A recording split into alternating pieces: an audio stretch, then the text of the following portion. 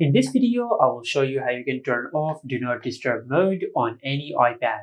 Now to do that, first of all, just swipe down from the top right of the screen and open the Control Center.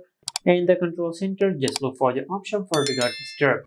Now after you find the option for Do Not Disturb, now just tap on it. Now over here, just tap on Do Not Disturb mode and turn it off.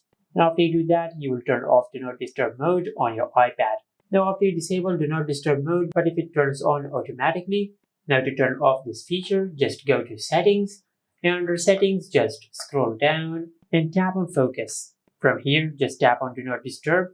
Now on this page, just scroll down. Now under this Schedule section, just check if you have set any schedule or not. If you have set any schedule, just tap on the schedule and turn it off, or you can delete the schedule. And after you do that, Do Not Disturb mode will not turn on automatically. And this is it. Make sure to like, comment, and subscribe. Thank you for watching.